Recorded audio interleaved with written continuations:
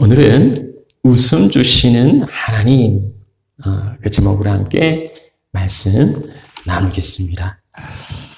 벌써요 8월도 중순이 지나가고 이제 일교차도 심해지고 이게 서늘한 바람이 느껴집니다. 이제 그 갤거리 기나긴 겨울이 모자나 성큼 다가올 것 같아서 이렇게 지나가는 계절이 참 아쉽습니다. 이런 감성에 동의하시는 분도 뭐 있겠지만, 그러나 보통 분들은 뭐 너무 지나친 감상주의 아닌가 이리 생각하실 거예요. 8월이면 아직 한참 여름인데, 아직 겨울 오려면 멀었는데, 그리고 또 그렇게 아쉬우면 이 좋은 날 즐겁게 지내면 될 게 아닙니까? 그리고 겨울이 오기 전에 아름다운 가을도 있어요. 그리고 겨울도 그리 나쁘지 않아요. 여기 겨울도 뭐 얼마든지 즐겁게 지낼 수 있습니다. 그러니까 이게 어떤 뭐 계절이 오고 가고 그런 문제라기보다는 그것을 바라보는 어떤 그 시각이 어쩌면 그 어두운 그 선글라스를 끼고 바라보고 있는 것인지 모르겠습니다. 이게 어쩌면 그 우울증의 그 증상일 수도 있어요. 반년 이상 계속되는 이 COVID-19 팬데믹으로 인하여서 정상적인 교회 생활도 어려움을 겪고 있습니다. 어떻게 목사는 그 예배당 문지기가 아닙니까? 그렇지 않아도 이 개척교회에 노심초사하고 있는데 정말 힘겹게 세워가고 있는데 이 재난으로 인하여서 이제 모이질 못하고 있습니다. 그래서 더 움츠러들고 있는 거예요. 함께 모여서 찬양하고 기도하고 예배하던 그 시절이 얼마나 소중했는지 이 새삼 알게 됩니다. 서로 격려하고 어려울수록 함께 모이고, 그래서 시너지를 만들어서 서로 충전하고, 거기에 또 새로운 사람들도 들어오고, 이런 교회를 꿈꾸지만 현실은 단절된 격률에 인하여 각자 도생, 각기 제각기 살 길을 찾아 살아가고 있습니다. 기억 없는 이 시간이 불안하고요, 아무것도 할 수 없는 무력감에 탄식하기도 낙심하기도 합니다. 이게 이제 코로나 블루라고 하더라고요. 코로나19와 블루, 우울증이 합쳐진, 그래서 이 코로나19가 가정 일상에 큰 변화로 인하여 생기는 우울증이나 무력감 이런 겁니다. 우리나라 그 조사이긴 한데요. 코로나 블루를 경험했는가? 지난 4월 달에는 국민의 54.7%가 그런 것 같아 경험했다. 근데 6월 달에는 거의 70% 이상의 응답자들이 자기는 코로나 블루, 코로나 우울증을 경험하고 있다. 이렇게 조사에 응답했습니다. 비상사태는 끝났어요. 그리고 이제 BPS 사업장도 다시 오픈하고 우리는 일상으로 돌아간 것처럼 보입니다. 그러나 우리의 일상은 여전히 정상적인 회복을 보이지 못하고 있어요. 한국은 다시 이제 2차 유행이 조짐을 보인다 하죠. 이제 여기도 8월 말에 이제 긴급 자원이 이제 끝나면, CRD가 이제 끝나면 생계 위협을 받는 사람들도 생길지 모릅니다. 소규모 비즈니스에는 올 연말까지 이제 지원을 한다고 하지만, 그 이후에는 경기가 어떻게 될지 누가 장담하겠어요? 대부분 사람들은 회복이 되려면 2, 3년 있어야 될 거라 그리 예측하기도 합니다. 직장으로 복귀할 수 있을지 없을지도 미지수고, 그리고 이제 새 학기를 앞두고 있습니다. 그 개학을 한다고 하는데 자녀들 학교에 보내야 되는지 아니면 온라인으로 붙들어 놓아야 할지도 갈피를 잡을 수가 없어요. 이제 가을이 되면 2차, 3차 대유행이 시작된다고 그러고, 변종 바이러스들이 또 기승 부릴 거라고 이야기하고, 일상으로 절대로 돌아갈 수 없다는 이런 전망들이 우리를 더욱 불안하게 하고요. 더 우울하게 만듭니다. 여러분들이 지난 한 주간 신나게 웃어본 적이 있으세요? 정말 즐겁고 해피하게 통쾌하게 박장대소 하면서 즐거워해 본 적이 있으십니까? 그런 게 있으면 좀 함께 나누어 주시면 좋겠어요. 오늘날 우리 시대에 웃음 치료, 웃음 전도사가 절실합니다. 자, 그러나 하나님께서 우리를 웃게 하세요. 오늘 우리가 읽은 말씀 가운데에 웃게 하시는 그 하나님이 나타나고 있습니다. 여기 창세기 18장의 내용은요, 사실 17장부터 이어지는 내용입니다.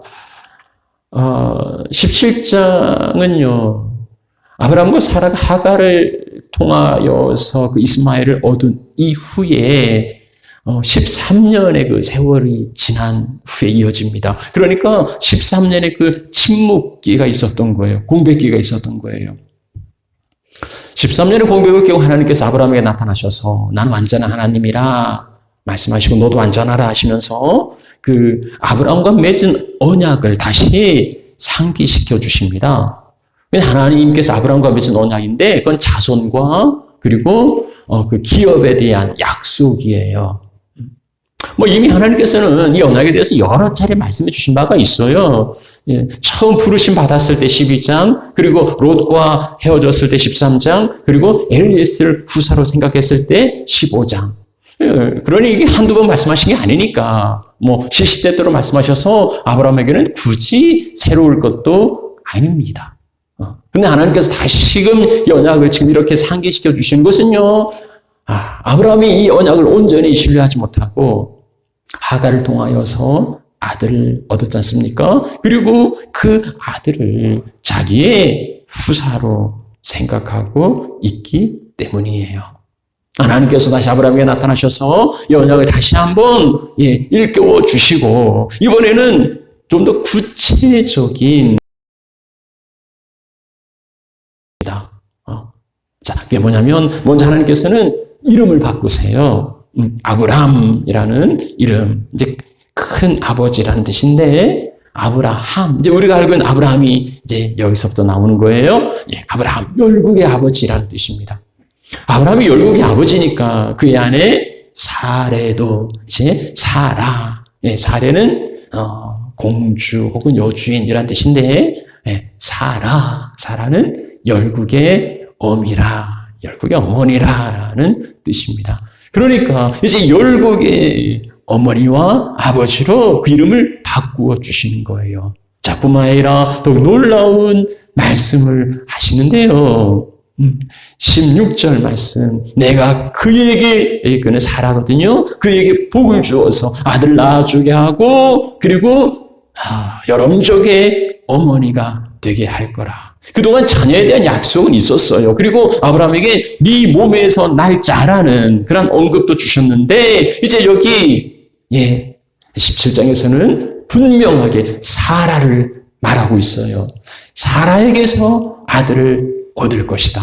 그것도요, 반복해서 내가 그에게 복을 주고 내가 그에게 복을 주어 이 반복해서 강조하고 있습니다.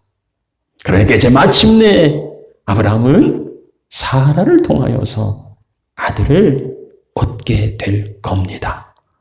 그러면 기뻐하고 정말 감사할 일 아닙니까? 이게요, 24년을 기다린 거예요. 24년을 기다려서 드디어 아들을 얻을 거라 하니 얼마나 가슴 벅찬 소식입니까? 자, 이제 우리는 아브라함과 사라의 반응을 보게 될 겁니다. 자, 아브라함은 어떻게 반응합니까? 17절 말씀, 아브라함이 엎드립니다. 경배합니다. 근데 웃어요. 아브라함이 엎드려 웃으며. 웃으면 여러 의미가 담겨 있어요. 여러 종류 웃음이 있지요. 미소, 박장대소, 복소. 이런 웃음은 즐거움에서 나오는 기쁨의 웃음이에요. 그러나 모든 웃음이 그렇게 즐거움의 웃음만은 아닙니다. 이런 웃음은요, 어처구니가 없으니까 비웃는 그런 웃음이에요. 아브라함의 웃음은 어떤 의미를 담겨 있을까요? 어떤 의미를 담았을까요? 그 웃음 뒤에 속마음이 있어요. 그 뒤에 그 생각 그죠? 100세 된 사람이 어떻게 자식을 낳을까? 사라는 90세인데 어떻게 출산하겠는가? 그러니까 너무 좋아서 막 그렇게 웃는 웃음이 아니고요. 어떻게 이게 되겠어? 어이없어 웃는 냉소와 그리고 실소 같은 그러한 의미일 겁니다. 앞서 세 번에 걸쳐 네 번째 언약을 다시 상기시켜 줄 때에는 아브라함이 엎드렸지만 웃지는 않았어요. 그게 뭐 한두 번 들은 말씀도 아니고, 그리고 그 막연한 말씀에 하나님 하시면 하실 수 있게 언제가 하려면 하실 수 있겠지 이러한 생각이었을 겁니다. 자, 그런데요, 이제 명백하게 사라를 통하여서 아들을 주시겠다 하실 때에는 웃어 넘기고 맙니다. 내 나이가 몇인데, 사라의 나이가 몇인데, 그게 어떻게 가능하겠어? 다른 건 몰라도 나는 잘 아는데, 에이, 난 안 돼. 그러한 불순항이 담긴, 그런 냉소적인 웃음이죠. 믿음의 조상이 어떻게 이럴 수 있을까? 싶지만 또 한편으로는 그럴 수도 있겠다 하는 이해하는 마음도 있어요. 일단 이제 현실적으로는 불가능하고 그 다음에 한두 번 이야기한 것도 아니고 주실 거면 진작 주실 거지 이게 공수표가 몇 번인데 지금도 주신다 글쎄 줘야 주는 거지 그런 생각이지 않을까 싶어요. 어쩌면 그게 이전에는 자기가 가능성이 있을 때는 그걸 하나님 주실 수 있겠지라는 믿음이 있었겠지요. 그런데 이제는 불가능해요. 내가 할 수 없지만 전능하신 하나님 할 수 있다고 그렇게 고백하기보다는 내가 할 수 없으니 하나님도 당연히 할 수 없을 거라고 그렇게 철저하게 확실히 믿고 있는 거예요. 내가 못하는데 어떻게 하나님 하실 수 있어? 그 믿음이 아브라함에게 있는 거죠. 그리고서는요, 하나님, 이스마엘이나 기왕 주신 아들이나 그냥 하나님 앞에서 하나님이 이 이스마엘을 내 후사로 인정해 주시면 그냥 그만해서 좋겠습니다. 타협하는 거예요. 그러나 하나님 이스마엘을 거부하지요. 그리고 그 낳을 아들의 이름까지 지어주십니다. 그 이름을 이삭이라고 하라. 이삭이 오면 웃음이에요. 아브라함이 웃었죠. 그 웃음을 기억하게 하는 겁니다. 자, 이제 여기 18장 말씀은요. 아들을 주실 거란 하나님의 말씀에 대한 사라의 반응이에요. 자, 사라는 어떻게 반응할까요? 이번에는요, 하나님께서 직접 사람의 모습을 입으시고 아브라함에게 나타나십니다. 물론, 아브라함은 이제 그들이 하나님과 천사라는 걸 꿈에도 생각지 못하고 있지요. 그냥 스쳐 지나가는 나그네일 뿐입니다. 그런데 아브라함은요, 굉장히 지극정성으로 이 나그네를 대접해요. 하나님인 줄 모르고, 그냥 지나가는 나그네지만, 정말 환대합니다. 아브라함의 신앙과 영성이 이러한 일상에서 그냥 부지간에 드러나고 있는 거죠. 그들이 묻습니다. 네 아내 사라가 어디 있느냐? 처음 보는 사람인데 그 아내 이름을 알고 있어요. 이게 심상치 않은 거죠. 장막에 있습니다. 대답하자 그들이 아주 놀라운 이야기를 합니다. 내년 이맘때 내가 올 건데 네 아내 사라에게 아들이 있으리라. 아들이 있으리라. 그리고 이 이야기를 사라가 장막문에서 듣습니다. 앞서 아브라함은 이 같은 이야기, 아들이 있을 거라는 이야기를 들을 때 엎드리지만은 웃었지요. 그리고 이스마엘이나 잘 되게 달라고 그렇게 요청합니다. 자, 사라는 아들이 있을 거라, 네 안에 사라에게 아들이 있을 거라 이야기를 듣고서 사라는 어떻게 반응할까요? 12절 사라가 속으로 웃고 이르되 아브라함과 똑같아요. 이걸 이제 부창부수라 하는데 사라 역시 장막 뒤에서 웃고 있습니다. 아브라함의 경우와 마찬가지예요. 자기 늙었고 생리도 끊어진 이 인간적인 상황에 어떻게 수퇴할 수 있느냐는 그 회의적인 쓴 웃음이죠. 근데 그의 웃음은요, 대놓고 웃는 그 복수가 아니고 아무도 모르게 속으로 웃는 웃음이에요. 겉으로 웃는 게 아니고 속으로 웃는. 그래서 더 어떻게 보면 우프다, 웃으면서 슬픈 그런 상황이에요. 겉으로는 아무렇지도 않은 것처럼 보이지만 그러나 속으로는 쓴 웃음을 삼키고 있어요. 겉으로는 믿음이 좋아 보이고 그래서 지나가는 나그네도 환대할 만큼 그렇게 헌신적인 사람이지만 그러나 그 속에는 고민이 있고 그 속에는 의심이 가득해요. 그래서 그 안에서 냉소적인 비웃음을 만들어내고 있는 거예요. 그럼 사라의 그 내면을 좀 더 헤아려 볼까요? 사라 역시 24년을 약속 붙들고 지내왔습니다. 주신다고 몇 차례 이야기는 하지만 그뿐이에요. 더군다나 이 출산이나 그 대를 잇는 건 남편보다 이 아내가 더 간절하지 않습니까? 어떻게든 자기를 통해서 이 가문의 대를 이어야 하고 하나님의 약속을 성취해야 되는데 이게 안 되고 있어요. 그래서 좀 더 늦기 전에, 아예 불가능하기 전에 아브라함이 가능성이 있을 때 어떻게라도 해보려고 자기 몸종을 아브라함에게 첩으로 드립니다. 자기 그 종을 첩으로 주는 게 그렇게 즐겁겠습니까? 이제 그렇게 해서 얻은 아들이 자기 몸에서 난 자 아니더라도 아브라함의 씨는 맞잖아요. 근데 그렇게 해서 얻은 건 수모와 멸시뿐이에요. 하갈이 자기가 임신한 걸 알고 자기 주인을 하찮게 여기고 멸시하고 무시하거든요. 그렇게 해서 아들을 낳긴 해요.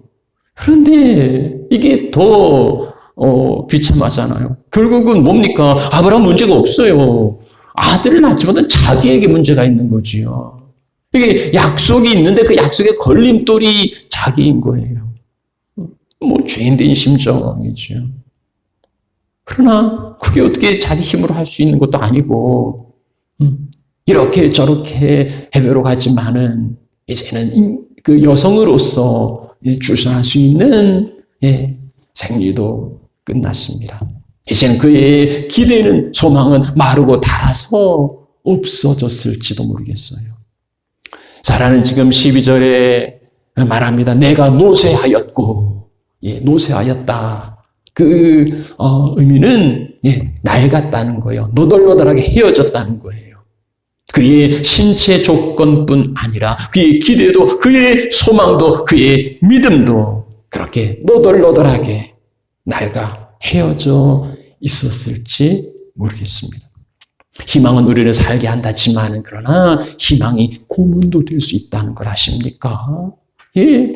희망이 어떻게 보면 우리에게 잔인한 고문이 될 수 있어요. 바랄 수 없는 중에 바라고 그나마 기대하는 것이 그 신랄 같은 희망을 붙들고 살아간다고 하지만은 그러나 그게 얼마나 부질없는 짓입니까? 그거라도 없으면 어쩔 수 없어. 그나마라도 포기할 수 없어서 붙들고 살지만 베데스다 못에 38년 된 병자가 있어요. 먼저 들어간 자는 무슨 병이든 낫는다는 소문이 있습니다. 그러나 이 사람은 병이 중하여서 다른 사람보다 거기 들어갈 수가 없어요. 먼저 들어갈 수가 없어요. 그러면 어차피 먼저 못 들어갈 수도 없는데 떠나면 그만 아닙니까? 떠날 수도 없어요. 왜요? 그나마 여기 희망이 있어요. 자기는 그 희망을 이룰 수 없지만 그러나 먼저 들어가면 낫는다는 희망이 있어서 그걸 떠나지 못하고 있습니다. 그게 뭔 희망이 되겠어요? 사라에게는 생리가 그쳤으니 이제 자기가 할 수 있는 모든 가능성은 끝난 거예요. 끝나면 차라리 마음이 평온할지 모르겠습니다. 이제 다 끝났어. 그런데 이 지나가는 나그네가 하나님이시여 아들이 있을 거라고, 그 포기한 아들이 있을 거라고 전해주는 겁니다. 뭐 뛸 듯이 기뻐해야 할까요? 나도 이제 할 수 있다는 자신감을 가져야 할까요? 어쩌면 이제 평온했던 그녀의 마음에 호수에 던져진 돌멩이처럼 다시 물결이 일어나고 애써 그 묻어두었던 지난날의 모든 아픔들이 다시금 떠오르지 않았을까요? 뭐 이제 와서 아들을 주신다고? 아니 주시면 진작 주지. 내가 할 수 있을 때 주실 일이지. 이제 나는 할 수 없는데. 나는 생리도 끝났고 나는 여성으로서 출산할 수 없는데 이제 와서 주시겠다고. 그게 뭔 의미가 있나? 그 회의와 그 어이없는 마음이 그 쓴웃음으로 드러나지 않았을까요? 오늘 살아가는 우리들도요, 많은 사람들은 애써 쓴웃음을 지으며 살아가는 사람들도 없지 않은 것 같아요. 오늘 우리도 하나님의 약속을 붙들고 살아갑니다. 그러나 때때로 그 약속은 공수표로 남습니다. 공수표가 쓸만한가요? 백지수표 말고 공수표요. 이걸 버리자니, 그래도 하나님 약속인데 어떻게 버리겠어요. 근데 갖고 있어도 아무짝에 쓸모가 없어요. 왜냐하면 그 수표에 서명이 있는데 그 날짜가 적혀 있지 않아요. 이게 언제 쓸 수 있는지 날짜가 없어요. 그러다 보니까 이게 정말 이게 쓸모 있는 건지 알 수가 없는 거예요. 누군들 하나님의 그 신실하심을 부정할 자가 있겠습니까? 하나님의 존재 자체를 부정하는 사람은 있어도 하나님의 능력을 부인하는 신앙인은 없어요. 하나님 전능하시고 하나님은 신실하신데 문제는요, 나에게 주신 그 약속이 언제 이루어질지 기약이 없다는 거죠. 이걸 언제 주실지 알 수가 없어요. 언제 하면 우리는 보통 이야기합니다. 나를 단련하시고 나를 연단하시고 그리고 거기에 준비되면 주실 거라고. 그렇게 생각해 보지만, 그렇게 기다려 보지만은 그러나 세월만 흘러갑니다. 숱한 기회만 지나가요. 인간적인 노력도 기울여보고 성실하고 꾸준하게 그 자리를 지켜보기도 하지만 또 그런다고 달라지는 건 별로 없어요. 하나님이 능력이 없나? 아니요. 다른 사람들은 잘되게 하는 걸 보면은 하나님이 무능하신 건 아닙니다. 그런데 나에게 주신 그 약속은 내 인생이 저물어가고 있는데도 이루어질 기미가 보이지 않는 거예요. 그저 내 믿음 없어 그런 것이려니. 내가 믿음이 없으니까 그렇겠지라고 생각하지만은 그래도 그게 개운치 않아요. 주변에 믿음 좋은 사람들이 위로합시고 격려합시고 힘을 내라고, 하나님 신실하시니까 하나님이 반드시 이루어 주실 거라고, 나를 보라고, 하나님이 나를 이렇게 세워주지 않았냐고, 하나님이 이렇게 나를 잘되게 하지 않았냐고, 너도 하나님이 잘되게 해주실 거라고 이야기하지만은 그게 그렇게 무의미하게 들리는 거예요. 나오미가 말하지요. 나를 나오미를 하지 마라. 나를 말하라 하라. 전능자가 나를 심히 괴롭게 하셨다. 이 나오미는 굉장히 건강한 사람이에요. 하나님이 나를 이렇게 괴롭게 했는데 내가 무슨 즐거운 사람이냐고. 나는 쓴 자라고. 그러나 우리는 그렇게 당당하게 우리 안에 있는 내면을 드러내지 못하지요. 그저 사라처럼 겉으로는 수긍하지만은 속으로 쓴 웃음만 삼킬 뿐입니다. 사라가 웃을 수 없는 이유는 뭘까요? 오늘 우리는 그렇게 쓴 웃음을 삼키고 있는 까닭은 무엇일까요? 사라의 지나온 삶을 보면 충분히 그녀의 그 아픔을 공감할 수 있어요. 정말 그럴 수 있겠다 싶어요. 그럼에도 불구하고 지금 사라가 이 중대한 시점에 사라가 놓치는 게 있어요. 사라가 놓치고 있는 게 있습니다. 사라는 약속을 붙들고 있었으니까, 약속이 있으니까 낙심하고 실망하는 거예요. 약속이 없으면 기대할 것도 없고 실망할 것도 없어요. 그러나 하나님의 약속이 있으니까 그게 이루어지지 않아서 낙심하고 있는 거지요. 그럴 때에 그녀가 바라보아야 할 건 그 약속이 아니라 그 약속을 주신 하나님이어야 했습니다. 당장 이루어지지 않는 그걸로 인하여 절망할 게 아니고 그것을 주신 하나님을 바라보아야 했던 거예요. 바로 지금 하나님께서 사라에게 찾아오신 게 아닙니까? 여태까지는요, 아브라함을 통해서 말씀하셨어요. 그러니까 아브라함을 통해서 간접적으로 들은 겁니다. 뭐 사라가 직접 들은 건 아니지요. 자, 그런데 지금은요, 지금은 하나님이 친히 사람의 모습으로 사라에게 그 말씀을 주시기 위하여서 지금 사라에게 찾아오신 거예요. 아브라함과 대화를 나누고 있지만은, 그러나 사실은 장막 뒤에 사라와 대화하고 있는 거예요. 나그네가 어떻게 그 사라 이름을 알았겠습니까? 그리고 그가 어디 있는지를 몰라서 물었겠어요? 그런 거 아니죠. 하나님은 사라가 그 여성이라는 신분 때문에 장막 뒤에 있을 수밖에 없고, 그러나 거기서도 그 이야기를 듣고 있다는 걸 알고 계셨어요. 그리고 그 사라에게 지금 너에게 아들이 있을 거라고 그 약속의 성취를 전해주고 있지 않습니까? 지금 이곳에 계시는 하나님, 저 멀리 계시는 하나님이 아니라 지금 자기 앞에서 자기와 이야기하고 있는 그 하나님을 사라는 놓치고 있는 거예요. 아픔과 상처가 너무 많았지요. 그 상처가 너무 깊었지요. 그래서 쓴 웃음으로 자기 아픔만 드러내고 있습니다. 앞에서 하나님이 말씀하시는데도 듣지 못하고 있어요. 이런 사라를 하나님은 포기하지 않으시고요, 자기의 존재를 드러내십니다. 드디어 13절에 여호와께서 하고요, 하나님 되심을 보여주십니다. 여호와께서 아브라함에게 이르시되 사라가 왜 웃으며 왜 이러기를 내가 늙었는데 어떻게 아들을 낳겠느냐. 이 말씀이 사라를 향한 책망이겠습니까? 아니, 감히 내가 이야기하는데 내 말을 듣고 웃어? 뭐 이런 거겠어요. 내가 아들을 주려고 했더니 아이고 아직도 저 불신앙으로 믿음의 준비가 안 되어 있구만. 아무래도 이번엔 안 되고 다음으로 뭐 이러시는 거예요. 그런 거 아니에요. 주님은 사라의 마음속에 있는 그 아픔도 서름도 헤아려 알고 계시는 겁니다. 그리고 말씀하세요. 여호와께 능치 못할 일이 있겠느냐? 여호와께 능치 못할 일이 있겠느냐? 누가 이걸 몰라요? 누가 몰라요? 다 알지요. 다 알지요. 알고는 있지만은 지금 이 상황에서 사라가 놓치고 있는 그 믿음을 일깨워 주시는 거예요. 여호와께 능치 못할 일이 있습니까? 하나님이 못하실 일이 있습니까? 아니, 없어요. 없지요. 당연히 없지요. 없어요. 능치 못할 일이 있겠느냐? 기한이 이를 때에 네게로 돌아올 건데 사라에게 아들이 있으리라.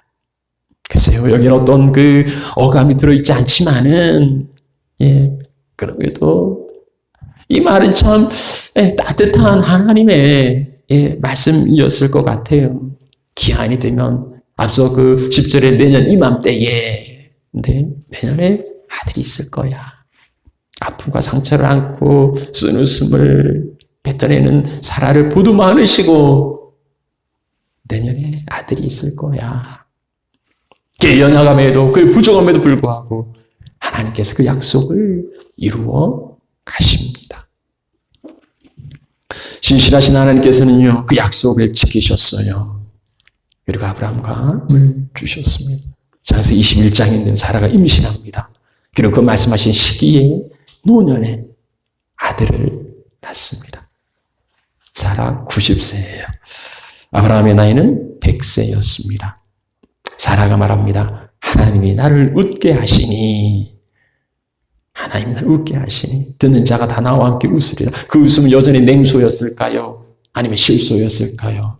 그건 사라의 웃음이었지요. 그러나 하나님께서 웃게 하실 때에는 정말 모든 서름과 아픔도 다 날려버리는 박장대소가 아니었을까요? 사라의 말대로 듣는 우리들의 입에도 미소가 지어지지 않습니까? 그렇게 25년을 기다려 얻은 아들을 품에 안아서도 즐겁지만은, 그러나 무엇보다도 다시 웃을 수 있는 건 하나님의 약속을 이루어 주셨기 때문입니다. 하나님께서 우리를 웃음짓게 하시고요, 우리를 웃게 하실 겁니다. 기한이 되면, 하나님 정한 때가 되면 진실하신 하나님은 그 약속을 이루어 주실 거예요. 하나님께서 우리를 웃게 하실 때 우리의 눈물을 씻겨주시고 우리 아픔과 우리의 소름도 다 보듬어 안아주시고 환하게 웃음 짓게 하실 겁니다. 진정한 기쁨을 우리 가운데에 부어주실 거예요. 말씀 마치죠. 어쩜 우리 믿음의 그 수준이 아브라함이나 사라나 뭐 고만고만한 수준일 수 있습니다. 내 생각 밖에 있으면 어이없어서 웃고 얼토당토하는 일이라고 무시하기도 합니다. 그럼에도 하나님은요, 그를 찾아오십니다. 그리고 그의 비웃음과 쓴웃음을 참된 웃음으로 바꾸어 주십니다. 우리는 연약해서 때때로 하나님의 약속을 붙들고 있으면서도 실망하고 낙심합니다. 우리가 약속을 붙들었지만, 하나님의 약속을 붙들고 있지만, 그러나 정작 중요한 그 하나님을 놓쳤기 때문이지요. 하나님을 놓친 이유는 뭘까요? 너무 고달프고 힘들어서, 우리를 둘러싼 환경이 너무 답답해서, 그 여건과 환경을 바라보고, 거기에 이겨내지 못하는 그 연약한 자기 자신을 바라보고, 그런데 다른 사람은 잘하고 있어요. 그래서 그 다른 사람과 비교해다 보면은, 우리는 어느새 이 우울한 감정에 사로잡히고 맙니다. 그럼에도 그것을 넘어서 신실하게 일하시는 하나님, 우리의 연약과 우리의 믿음 없음에도 불구하고 우리를 통하여서 이루어 가시는 그 하나님의 신실하심과 하나님의 은혜가 있기 때문에 우리 안에서가 아니라 그 하나님의 은혜와 하나님의 신실하심으로 말미암아 마침내 우리는 웃을 수 있게 될 것입니다.